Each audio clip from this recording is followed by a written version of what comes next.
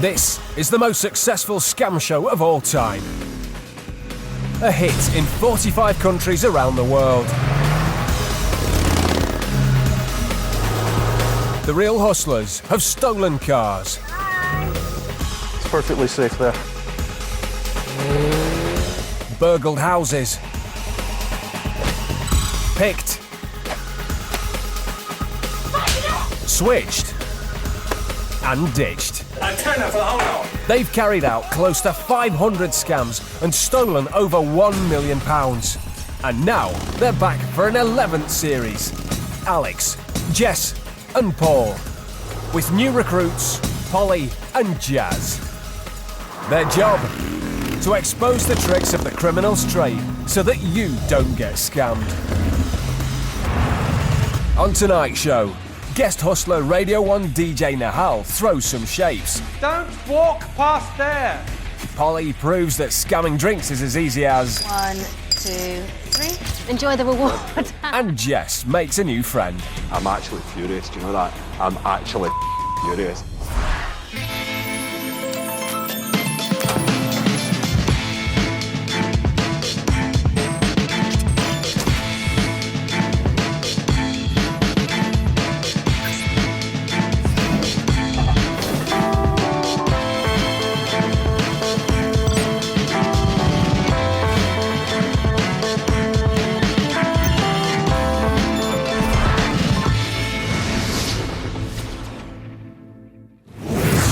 The marks in this show have no idea they're being hustled. They agreed the footage could be shown so that you can avoid falling for the same scams. The hustlers have invited celebrity friends to see if they can cut it as con artists. But they'll have no clue what the scam is about, and there are no dress rehearsals. So this is sink or swim. Today's guest hustler is TV presenter and Radio 1 DJ, Nahal. I'm in Glasgow. Unless it's something particularly Scottish themed involving tossing cabers, playing bagpipes, I have no idea what is going to happen to me. Hello? Hello. Can you walk across the bridge and then down the footpath and I'll meet you at the point? All right, cool. This program is amazing. I look at it and I've just seen, you know, some of the guys who've done it before. I just thought, can I do that? Could I get in that situation and act it out? Could I look them in the eye and lie to them? I don't know. And now today I'm going to get a chance to find out whether I can. So I'm really excited, yeah. Well, let me tell you a little bit about what we're going to be doing. Today, we're going to be pulling off an audacious scam. Okay, we like that word. The question is, how do you sell something that doesn't actually belong to you without stealing it in the first place? No idea. No idea. Shall we get going? Yeah. I'll tell you more about it. Yeah.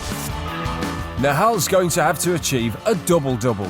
2 scams with 2 marks in 2 rooms.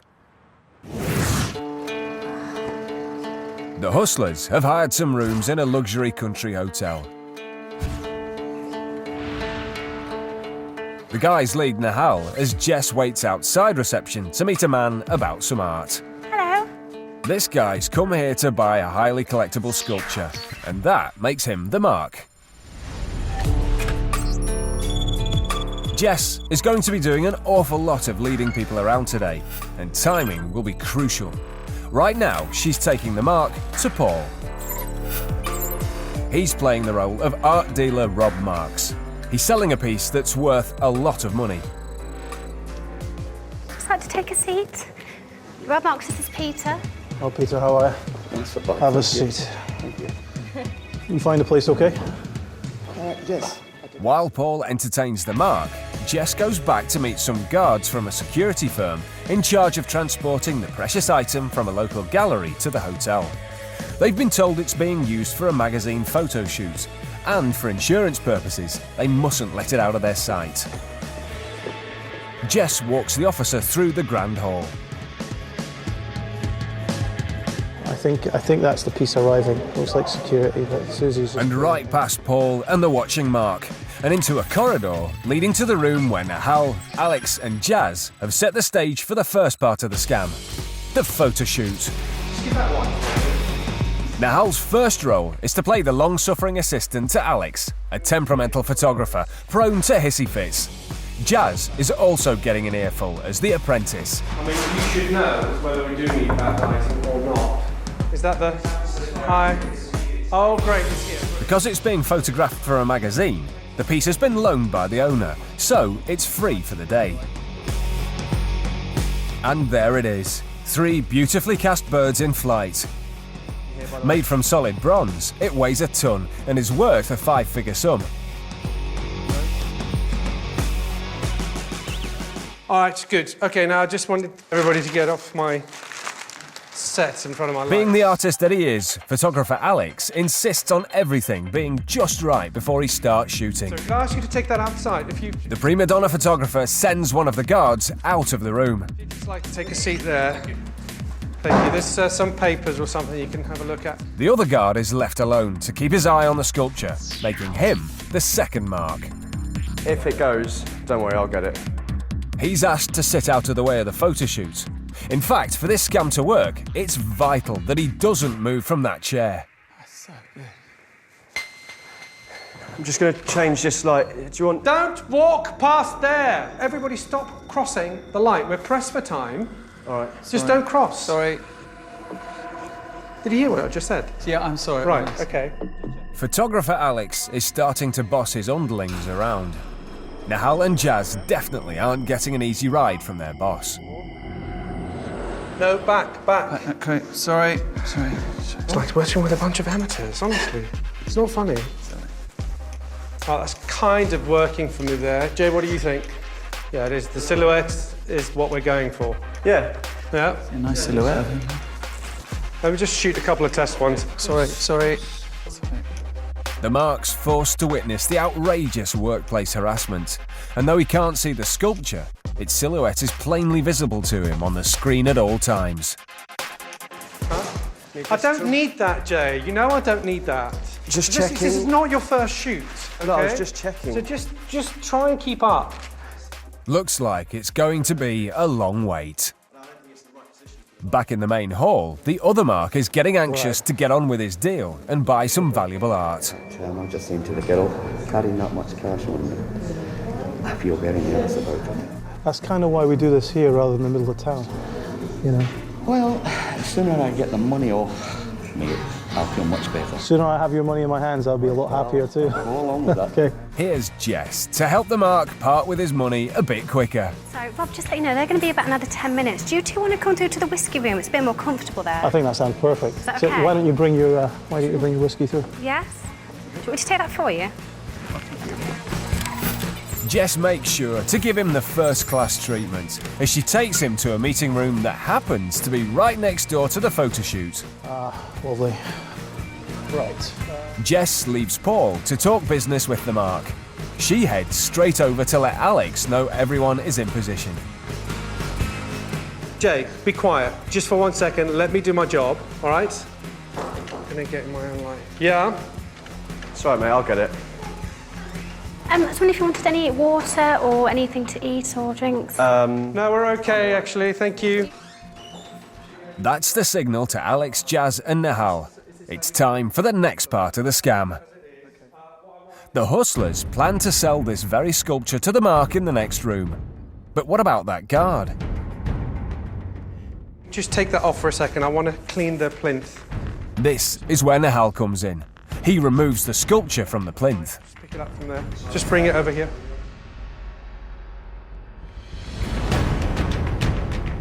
Sensing the sculpture's on the move, the guard is on his feet and starts moving around. This is a bad thing. It's vital the mark stays in his chair by the door, because when he's seated, he can't see the other door, which is the one Nahal plans to slip through. You're right to take a seat, mate. Jazz tries to convince him to sit down, but he's having none of it. Clearly, it can't be in two places at once, so to keep the mark fooled, Alex quickly replaces the bronze with a worthless cardboard replica. Nahal lifts the statue and makes for the door, as Alex and Jazz keep obscuring the mark's view. They're just here, okay? Just, you're trailing everything. Just come back when you've got the black stuff. Done. So can I ask you to have a seat? Sorry, I know but you're just reflecting lights off there. If it goes, Don't worry, I'll get it. Yeah. Cheers, mate. Alex keeps the mark busy. As long as he stays where he is, they'll be okay. But if he looks behind that screen, the game will be up. Nahal now only has moments to change for the next part of the scam. The photographic assistant is becoming a security guard to take the sculpture through to the adjoining room and one admiring Mark. Come in.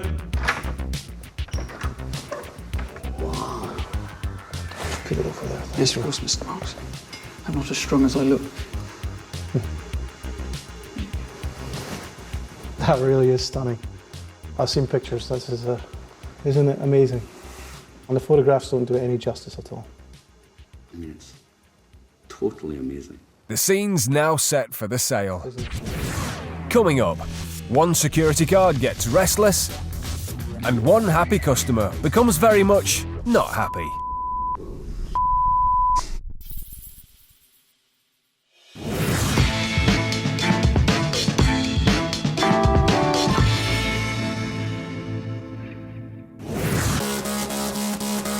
When hustlers go out, they don't take money. They take prop bets. The proposition bet has only one rule, and that's that the hustler always wins.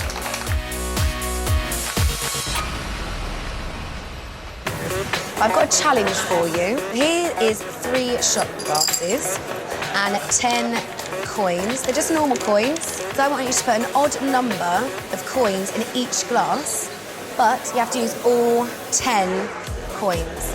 If you can do it, I'll buy you a drink. If you can't, you've got to buy me a drink.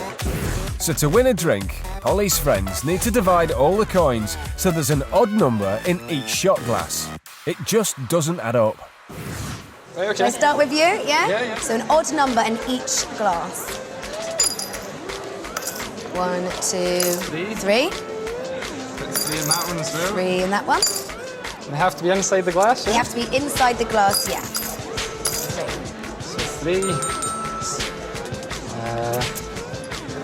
Think of other odd numbers. Yeah, the odd numbers aren't the hassle. Like that? You have to have a coin in every glass. I don't know. No? Someone else want to have a little go? No idea? No idea. Any idea? Okay, right, so if I can do it, you'll buy me a drink, right? Definitely. Yeah? Okay, so 1, 2, 3. 1, 2, 3. 1, 2, 3. So there's 3 in there, 3 in there, and 3 in there. So I put 4 in there, and then add that, 7 in there. Odd numbers. It's easy when you know how. To start, Polly puts 3 coins in each glass and is left with 1 spare.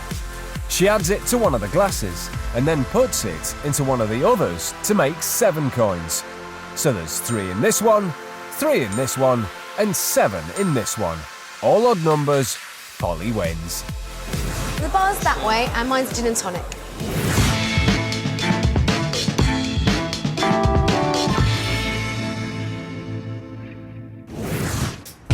It's a late summer's evening, and judging by Jess's travel bag, she's off on holiday. But before she leaves, she's keen to make a little spending money in the Ringer. Jess homes in on her first mark. Excuse me, can you just help me, please? I've just found this ring just down there. I'm just waiting for a cab. I think it might be, well, I'm pretty sure it's that one in the window, and I don't really know what to do. It's a jeweller's. I mean, it's inside there, so I mean, it's an engagement ring. Obviously, I don't know what to do. I'm really late. I've got to go get a plane. So, Jess has found a ring outside a jeweller's. A poster in the window is offering a £500 reward to whoever finds it. But she's on her way to the airport, so can't come back to claim the cash. Maybe one of these guys could help her out. I'd love that cash, but I'm not here. I've got to go. I've got to go. Sounds genuine. How could this possibly be a scam? After all, there's the poster inside the closed shop, and it seems like Jess has found the ring in the picture. It must be for real. Why did I have to go today? Damn it! I could drop it off tomorrow night. I'll be in Glasgow tomorrow. Yeah? I could pick it up here. It'll be open then, won't it? So he's agreed to help her get the ring back, but it's a shame she's going to miss out on all that lovely reward money. Unless... If you've got something on you that you can give to me now, then at least I've got something out of it. And then you can get the £500 tomorrow. I don't even get any cash on me. Oh, really?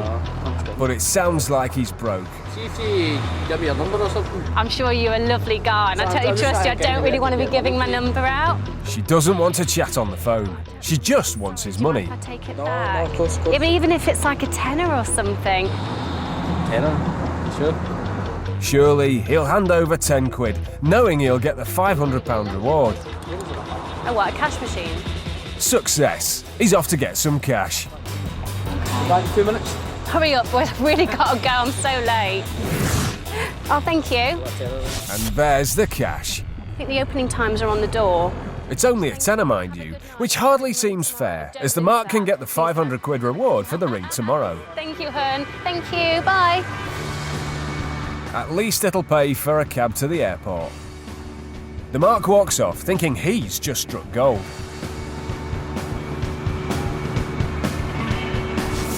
A few minutes later, here comes a familiar-looking lady, stepping out of a familiar-looking cab, at the exact same spot, and she's only gone and found another ring.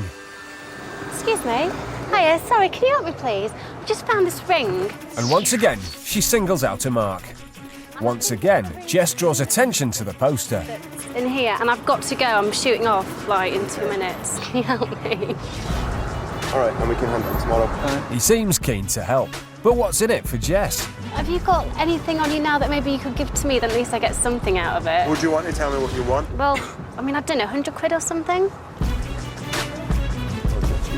I'm cheating. Now that's more like it. Thank you, hun. Enjoy the rest of your night. I've really got to go. No bother, Enjoy no yourself. bother. Thank you. All right, take care. Bye. Jess leaves with the Mark's £100. What's really convincing about this scam is that poster inside the jeweller's window. So how did the hustlers get it in there? Earlier, Jazz spotted a jewellery store with a nice big window and went inside posing as a young designer looking to stick up a poster to advertise his charity exhibition. Jewellery design exhibition. Is that all right? Yeah, the window. Oh, cheers, mate. With the manager's permission, Jazz stuck posters up inside and outside the shop window. Later, when the shop closed, all Jess had to do was quickly remove the poster on the outside, revealing a hidden reward notice printed on the back of the poster on the inside. And a constant supply of cheap fake rings means she can hit Mark after Mark Just found this ring. after Mark. It's this one here. Hi, can you just take me around the block? I'm actually raging because my judgment of people is usually a lot better. I'm actually raging. I'm actually furious. Nobody gets one over on me. Nobody. I don't allow it to happen. I'm too protective of myself, and it's clearly fake.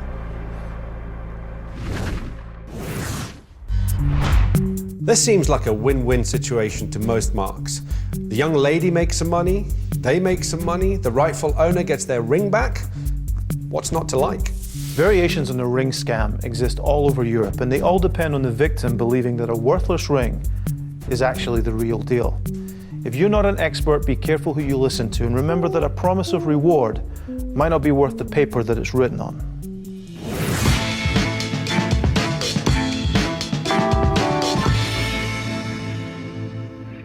Earlier today, Radio 1 DJ Nahal helped the hustlers pull the wool over 2 different Marks in the same scam. They've borrowed a piece of art, and somehow they plan to make money from it. What a piece.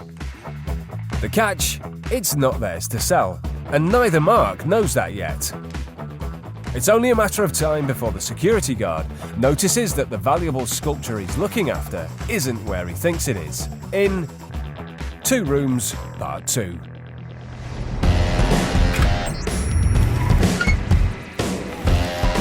Alex is still shooting a silhouette fake of the expensive sculpture, whilst Paul's busy talking about the real one right next door.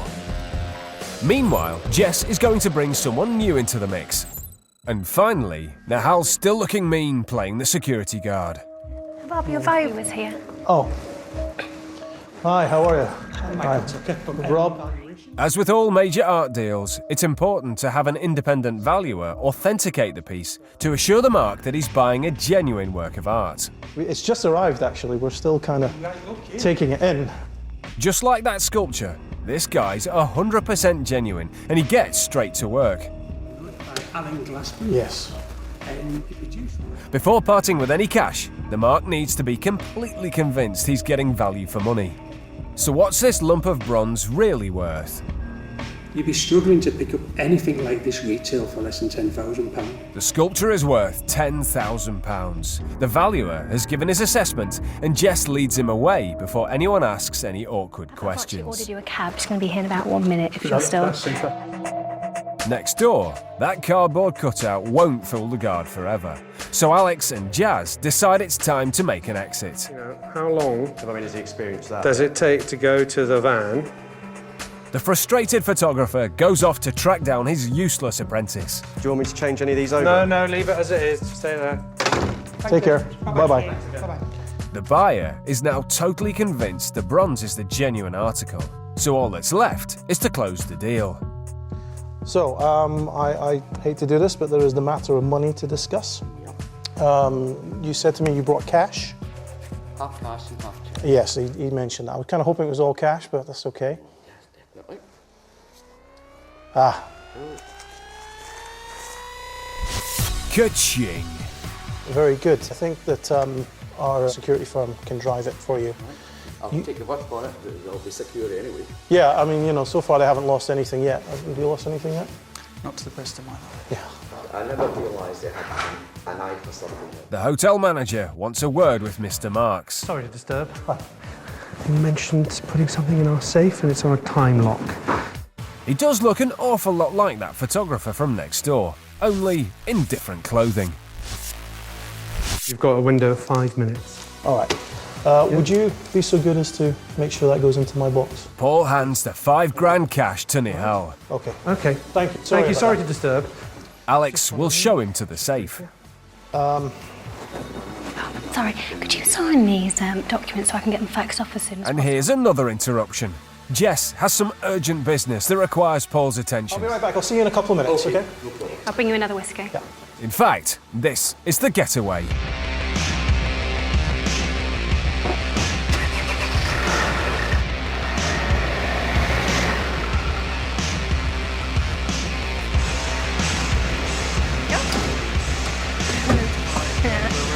And that just leaves Jazz to get the hell out of there.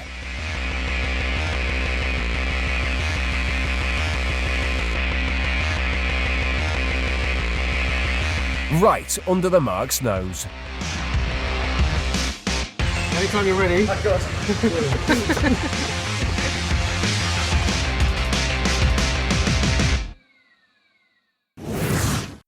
Unaware that he's just been hustled, the mark is left to take in the full grandeur of the newly acquired bronze sculpture. And next door, the guard is still at his post. But he fills his colleague in at the first opportunity.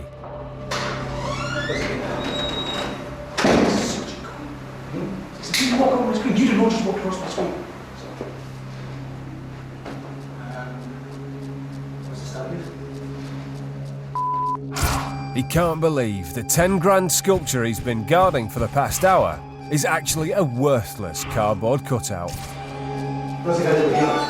Following the only other exit from the room, he runs right into the other mark. Hello. Hi. Did you see a couple of guys come through, did you? They were in here with me. Right. At least the sculpture is still in the building. But the guard can't work out what's going on. He goes to find his mate, leaving the other mark very puzzled. Hi there. Sir? Hi. The security firm has been tasked with keeping the statue safe, so that's the boss's first priority. We need to put it back on that stand. It's actually been bought. I'm afraid we're looking after this for some photographers. It's getting photographed.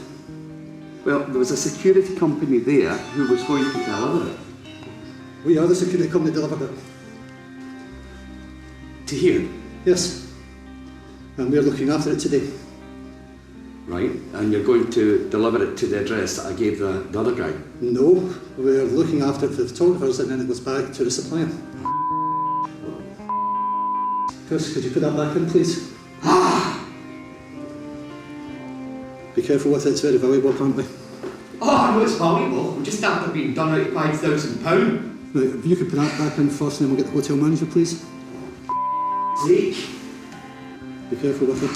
So how did the hustlers manage to sell something that they didn't own in the first place?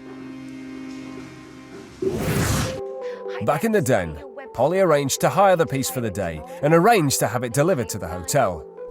She carefully mocked up the shape of the bronze on some card and made a cutout that could be used to fool the security guard into thinking it was still on the plinth. When in fact, the whole time it was in the room next door, being sold to another unsuspecting mark. The valuer simply added authenticity to the deal. You'd be struggling to pick up anything like this retail for less than £10,000. And after that, it was easy. Actually, I could cry at the moment, to be quite honest with you. I just feel so angry inside. It's just been a day for me, from start to finish. When the security guards came in to take away the piece, to be honest with you, I didn't know what to think. In fact, I wanted to put my head through a wall. I'm just so bloody angry. For you to live your life not wishing to be hustled, you would always have to think the worst of people. But, if someone was trying to sell me, 3 birds sculpture made of bronze, I would make damn sure that there was no other room. I would do it out in the open. If I saw a security guard, I'd go, who do you work for? If there was a fella with glasses, a really pretty woman and someone who looks kind of Greek, I'd run a mile, quite frankly. Do you know what I mean? I'm gone. The grand surroundings give this scam an air of authenticity. Until the very last minute, both parties believe they're taking part in a legitimate piece of business. And by the time they realise they're being scammed, we're a couple of miles down the road. This is not amateur hour. This is the kind of scam that professional criminals will set up to obtain high-value goods. If you're in that market, you should know who you're dealing with. And if you're asked for cash, that should ring an alarm bell. Make sure you understand the kind of transaction you're going into from the outset.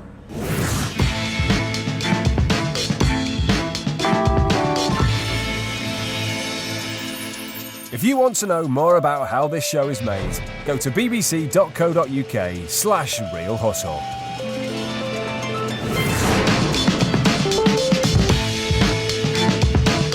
In my eyes, there's only one thing better than a round of Russell Howard's good news, and that's a big fat double dose. 2 lots of Russell heading your way next.